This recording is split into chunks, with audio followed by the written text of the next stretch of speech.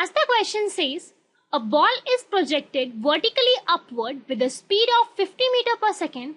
Find the maximum height, the time to reach the maximum height, and the speed at half the maximum height.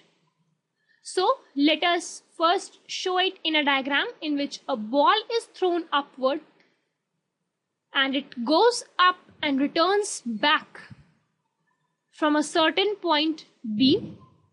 Now we can say that from initial point A to B, initial velocity u is 50 meters per second. Now remember that in all of these parts we are taking the upward direction as being the positive direction. Then we have the gravitational pull as -10, final velocity as 0. So let us work out the S, that is the displacement or the maximum height. We all know by the third equation of motion that 2as equals to v square minus u square, that is 2 into minus 10s equals to minus 2500. So getting displacement equals to 125 meters in upward direction because it is coming to be positive. Proceeding with the second part of this question, in which we need to find out the time. Now, by first equation of motion, we all know that v equals to u plus at. Putting the values over here, we get 0 equals to 50 minus 10t, giving us time t equals to 5 seconds.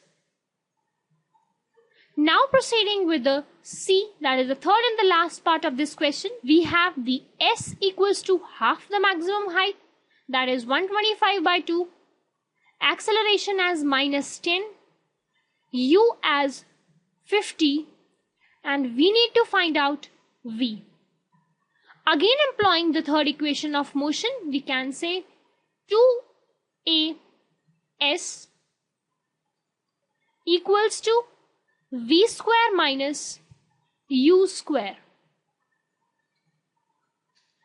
giving us v equals to under root 1250, that can be approximated as 35.35 meters per second.